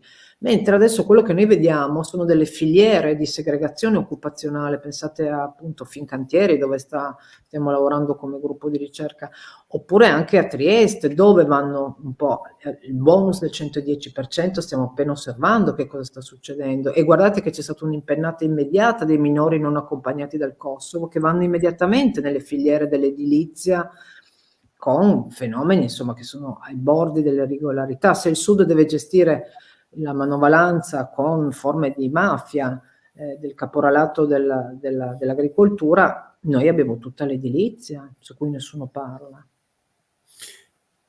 E quindi quella cosa lì sta creando delle dicotomie secondo me molto forti, non so quanto poi riusciremo ad assorbire, a parte la classica migrazione che tu vedi delle donne dell'est, ma sul resto è molto difficile anche perché non riesco effettivamente a comprendere su che cosa andrà a impattare anche il PNRR, cioè dove andremo a sviluppare, perché c'è un gap enorme secondo me su quelli che sono gli investimenti in questo momento sul tessuto regionale.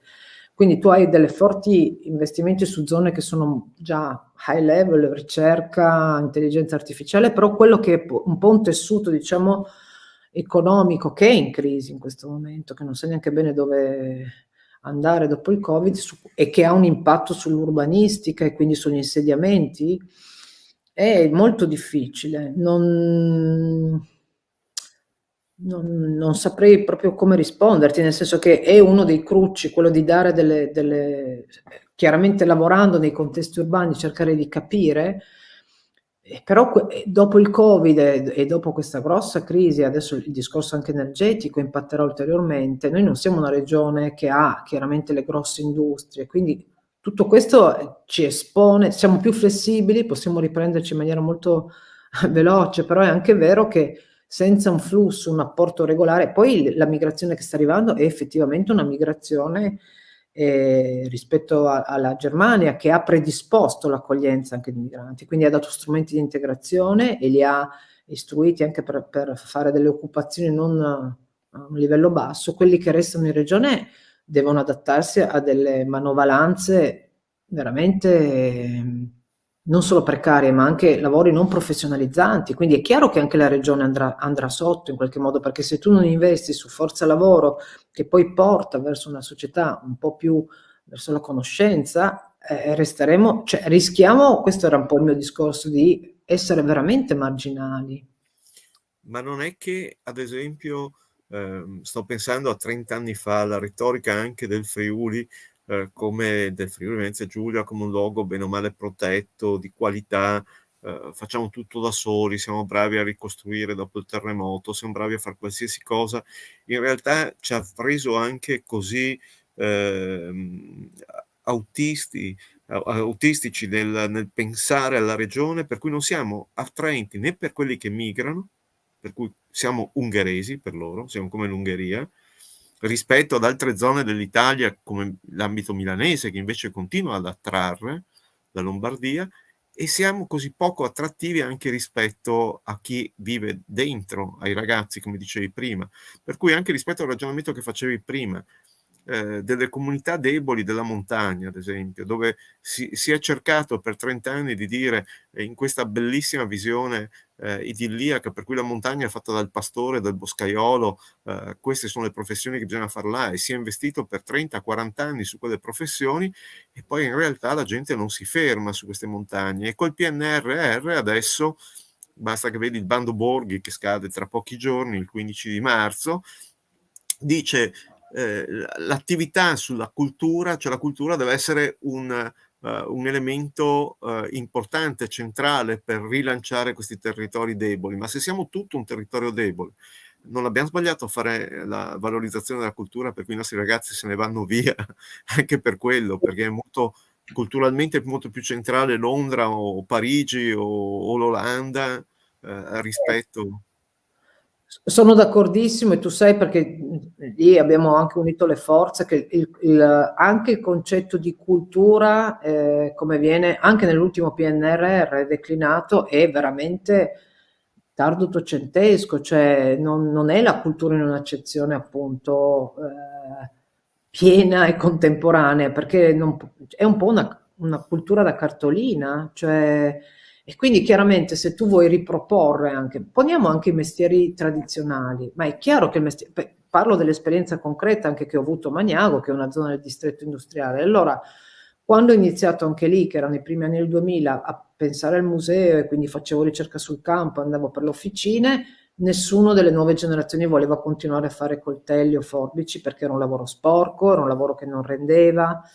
E giustamente i coltellinai dicevano, come i contadini, che i figli non facciano altro, che studino e facciano altro. Era un momento di morte della tradizione, anche perché ricordo i dati di Grandinetti, insomma era un distretto dove forse il 20% aveva internet già nel nuovo millennio, quindi erano indietrissimo. Questa cosa è cambiata molto velocemente, è passata una generazione, vedo molti appunto figli o nipoti che hanno studiato e che reinvestono, e quindi chiaramente con tutti i limiti anche di varie crisi c'è stata non dico una rinascita, ma insomma molte ditte sono state riprese in mano, sono state rimesse in moto, chiaramente con nuove tecnologie. Però per far questo tu non puoi agganciarti a come eravamo bravi ai tempi che furono, soprattutto in situazioni che sono anche territorialmente, ambientalmente molto difficili, che non hanno ancora superato, secondo me, le vecchie crisi. Quindi per rilanciare questo tu non puoi giocartela semplicemente su le isole linguistiche, l'aria pura, perché è evidente che devi rigiocare, qui sì, un concetto di cultura a tutto campo, e non è semplicemente ripopolamento, ma interrogarsi su quali tradizioni posso portare avanti e che senso hanno, perché altrimenti diventa veramente un po' la nostalgia che serve per le generazioni passate, ma non viene rimessa in campo.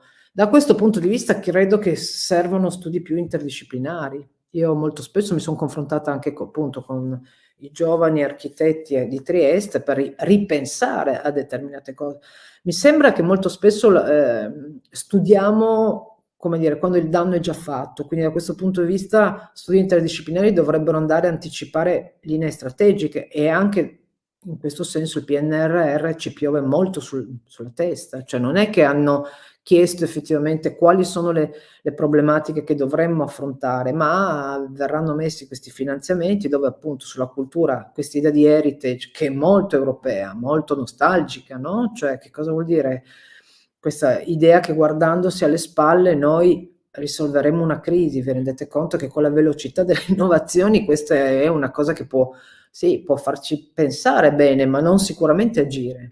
Cioè se noi riapplichiamo le tradizioni di una volta, è inutile che ce la raccontiamo, non riusciamo a sopravvivere economicamente. Dobbiamo riadattarle, ma per far questo dobbiamo avere un senso anche molto più veramente a tutto campo di chi siamo. Per quello continuo a ribadire che è un problema culturale identitario, e secondo me noi non ci siamo tanto definiti. Come dicevi tu, c'è una idea molto nostalgica, siamo così, cioè ci autoassolviamo una serie di responsabilità forse che abbiamo, no?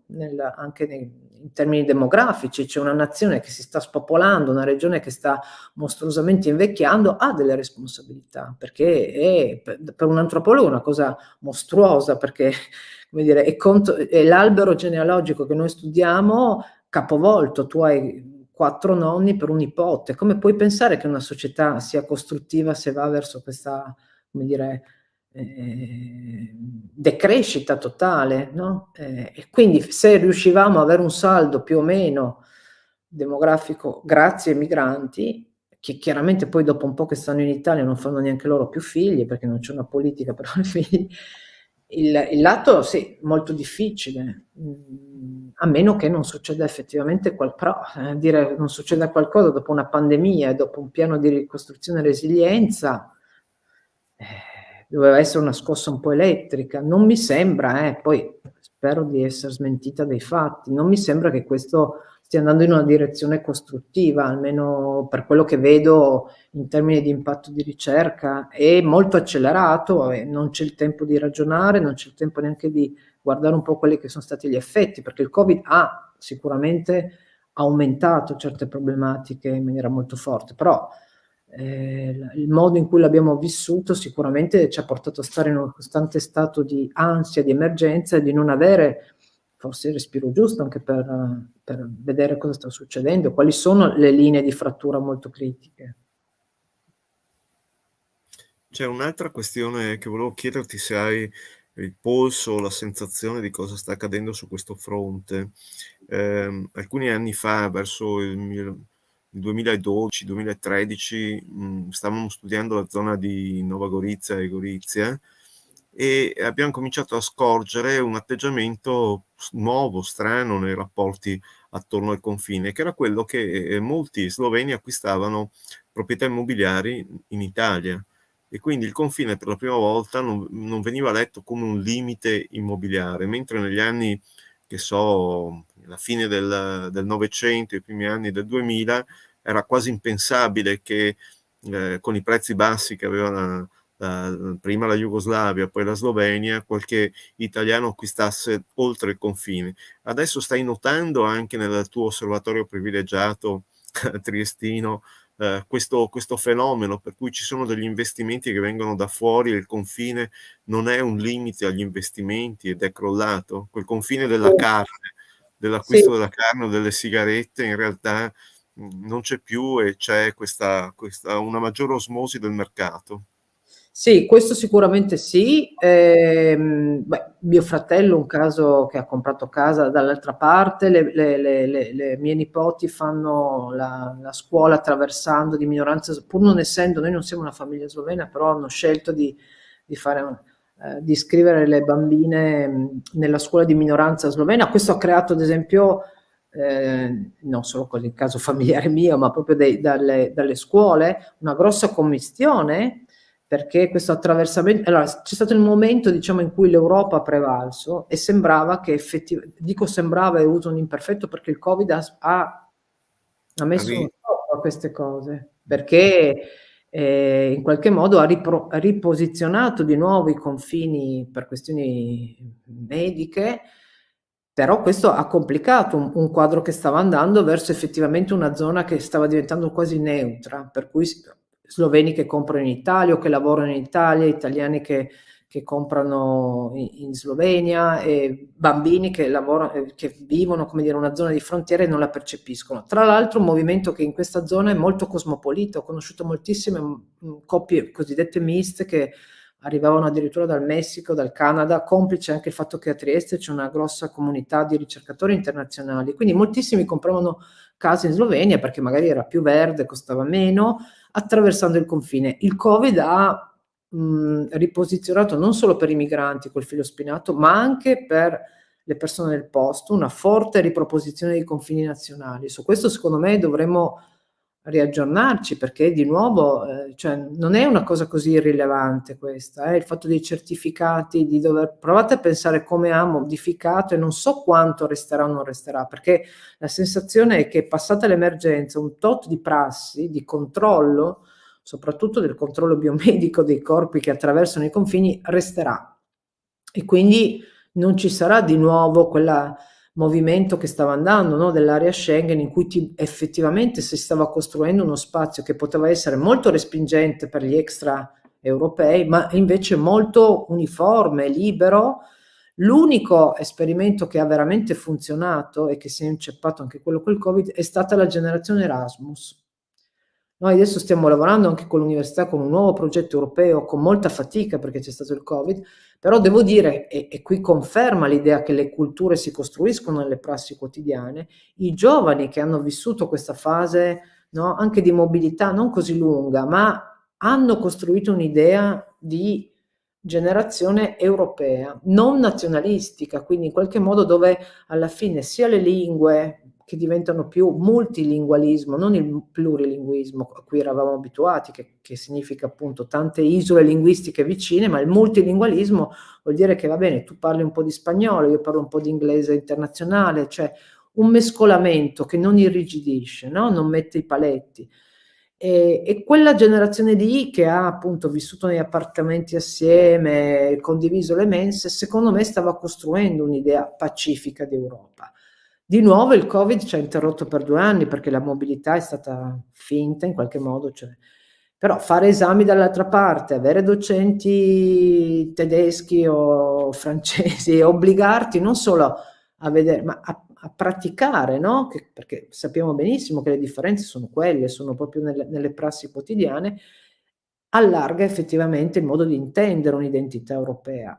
E questo è tutto giocato chiaramente sulle generazioni future. Cosa succederà dopo? Di nuovo è una scommessa, perché anche lì in Italia i dati anche sull'espulsione, il dropout scolastico sono drammatici. Noi abbiamo perso 1/3 delle categorie deboli, quindi arriveranno come coorti fino all'università? Avremo ancora l'università di massa? È un interrogativo enorme, no? Perché in realtà e questa è una crisi che secondo me avrà un effetto cosiddetto fionda, no? Più sulla lunga distanza. Tutti quelli che abbiamo un po' perso per strada nella DAD perché non avevano il collegamento, non avevano l'iPad, hanno abbandonato la scuola perché erano lì e lì. Non dimentichiamoci che un'escalation anche di fatti, ahimè, tremendi che stanno colpendo zone periferiche o metropolitane, secondo me ha una connessione con questo. Cioè la dispersione scolastica è un aggancio, un presidio culturale per le zone fragili. E questo vedremo gli effetti uscendo adesso dalla pandemia. Bene. Andrea? Non vedo ancora domande. Io posso giusto proporre una memoria personale, una suggestione su quello che dicevi all'inizio riguardo alla grande rimozione della nostra immigrazione negli anni 50-60, e anche quello è un fenomeno secondo me antropologicamente interessante da indagare, forse non ben indagato. Io provengo sia da parte di madre che da parte di padre da famiglie molto numerose, 10-11 zii, tutti emigrati appunto tra gli anni 50 e gli anni 60 in varie parti del mondo. E io ho percepito nettamente questa loro condizione non appena si sono un po' integrati nelle località in cui erano emigrate. Sono stati i peggiori censori poi degli immigrati che arrivavano successivamente, identificando se stessi come immigrati buoni, per l'appunto, dicendo ma no, ma poi i turchi, ma no, ma poi i pakistani, ma no, ma poi chiunque altro non erano come noi.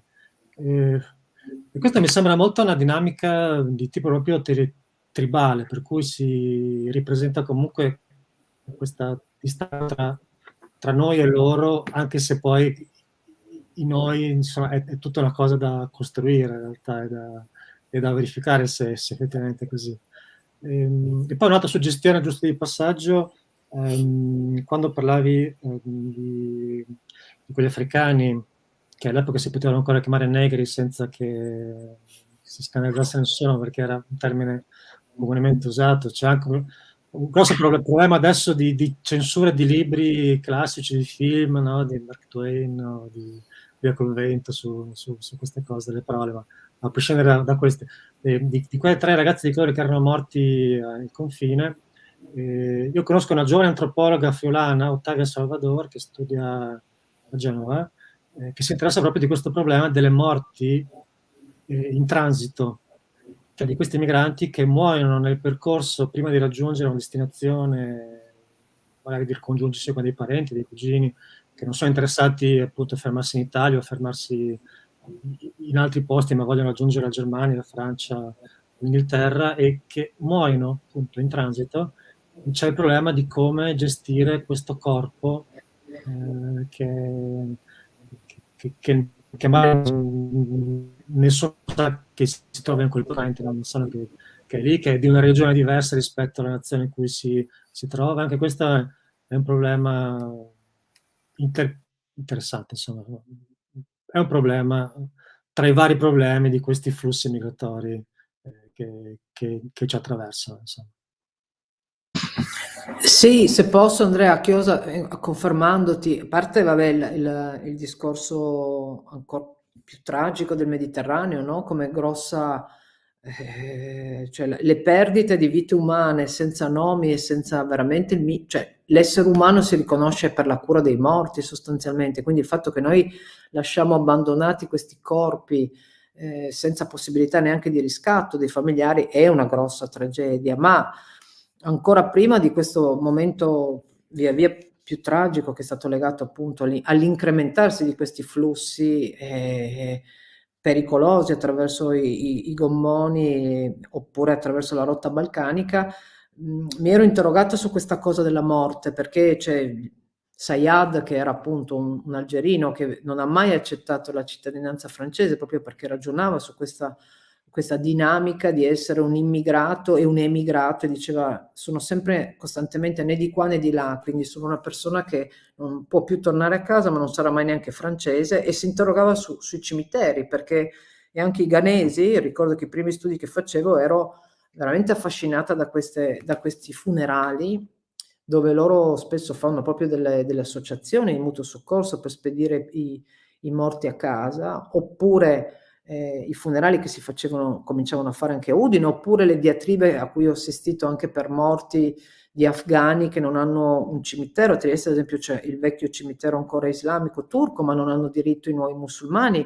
Allora Sayad diceva la migrazione è il provvisorio che dura, e proviamo a pensare come noi non vediamo mai, non proiettiamo mai i migranti come qualcuno che poi invecchia, che è anziano, che muore, che quindi necessariamente avrà forse diritto, necessità di un cimitero. Quello spazio lì noi non lo contempliamo, come se non volessimo appunto accogliere un'ordinarietà delle migrazioni, però trovavo altrettanto interessante perché se tu chiedi ai migranti, tendenzialmente una delle chiavi proprio anche della progettazione del progetto migratorio è pensare dove si vedranno da morti. Quindi molti ti dicono, quasi tutti, voglio tornare a casa, voglio essere seppellito a casa, però poi fanno i figli fanno i nipoti, quindi la vita si radica e si contestualizza in altri luoghi. E se voi andate in metropoli come Parigi è bellissimo vedere come i cimiteri siano una stratificazione dei vari flussi migratori, che poi quasi tutti vogliono tornare a casa ma poi restano lì e vengono seppelliti. Quindi i cimiteri, come sapete, sono una fissa anche della vecchia generazione di antropologi e lasciano proprio il segno tangibile. Quindi già in quello di Udine voi troverete moltissimi ghanesi che sono passati di là e alcuni sono morti, ed ha anche un senso di distanza forse meno emergenziale, cioè la commistione, Andrea, come dicevi tu, e la rimozione delle migrazioni poi restano comunque dei segni palpabili anche in queste cose, però la morte e il funerale dove finisce è una cosa che noi che siamo stanziali non ci pensiamo, perché migra è una costante ed indirizza ed ha anche, come dire, un segnale contingenti di dove vogliono più o meno investire anche le rimesse. Chi pensa di tornare a casa chiaramente manda anche flussi per la casa nuova, via dicendo, quindi ha un'implicazione molto forte. E riguardo alla rimozione storica, ma credo che io lì sono un po' più compassionevole, credo che chi ha vissuto migrazioni varie, soprattutto se traumatiche, abbia molto subito e c'è una paura che viene interiorizzata. Addirittura i neuroscienziati studiano come ci sia un passaggio quasi deterministico, biologico, di paura in popolazioni che sono state vessate, che hanno dovuto subire delle... E quindi credo che la paura renda molto poco disponibili, non per giustificare, ma in qualche modo per spiegare che c'è bisogno di mediare e di non aumentare la paura, ma in qualche modo trovare delle zone anche urbanisticamente di mescolamento, no? Cioè questo è il nostro compito, secondo me, trovare delle zone dove le persone poi semplicemente trovino loro la giusta misura alla distanza. Non può essere neanche politicamente corretto, perché molto spesso quello è appunto dei centri rarefatti storici dove le persone poi non hanno dei contatti con situazioni, diciamo, quotidiane, ma pensare anche strategicamente, no? L'urbanistica, delle zone che mescolino, che diventino veramente dei luoghi, fra virgolette, comuni, no? Che non vuol dire che devi stare a fianco necessariamente, ma ti costruisci tu delle prassi che non siano però o bianco o nero, o dentro o fuori. Ecco, questa è la cosa più che non fa bene, ripeto, né per gli uni né per gli altri, perché crea paura, diffidenza e dove non vive bene nessuno poi. Riporto una domanda a commento da parte di un nostro spettatore, Walter Coletto, che dice che se ha ben capito, insomma, si congratula per la conferenza, e dice se ha ben capito manca un progetto per il nostro futuro regionale, ma si interroga chi avrebbe dovuto costruire questo progetto e si chiede se per caso non siamo talmente preoccupati del nostro futuro che non lo vogliamo conoscere come se volessimo rimuovere questa problematica. Però...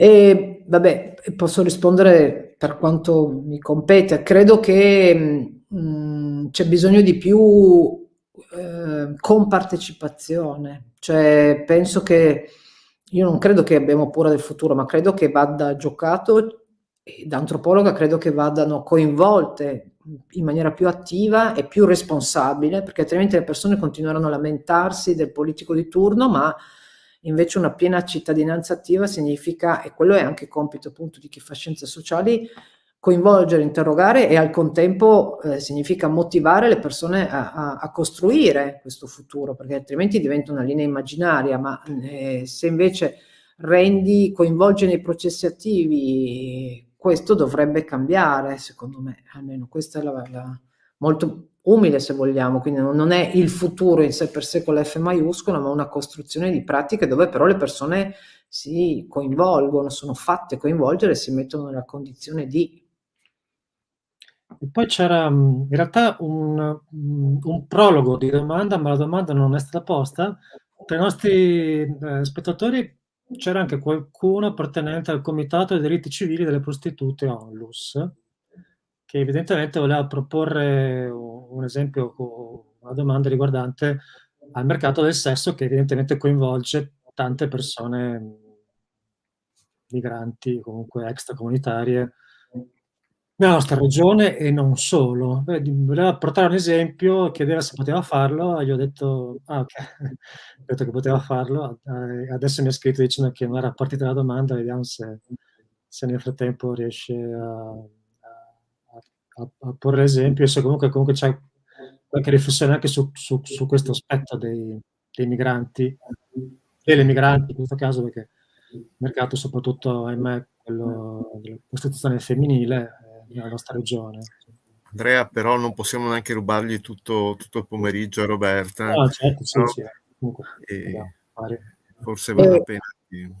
Siamo in contatto anche, stiamo lavorando a fianco con appunto questa Onlus e posso assolutamente confermare che c'è un'escalation di violenza e c'è un discorso dove i corpi delle donne, non solo delle donne, dei giovani, sono sempre più brutalizzati. Quando vi ho parlato cioè ho cercato di darvi una sintesi, però quello che succede nella rotta balcanica è drammatico, e tra l'altro è qualcosa che succede a 200 chilometri, e donne e ragazzi che arrivano dalla rotta subiscono sistematicamente una violenza sessuale, fisica, che è in un incremento esponenziale, e questa cosa è documentata, non è una cosa. Quindi su questa cosa qui c'è una fortissima responsabilità anche, non solo del noi come regione, questo è un discorso più ampio, però che queste cose succedano lo sappiamo tutti, no? Sappiamo cosa succede nel Mediterraneo, sappiamo cosa succede nella rotta balcanica. Se vogliamo c'è anche un'impotenza nel fermare queste cose, perché credo che invece buona parte della popolazione non è così d'accordo in queste politiche brutali di respingimento e di non tutela dei diritti umani, eppure non si riesce più di tanto a fermare.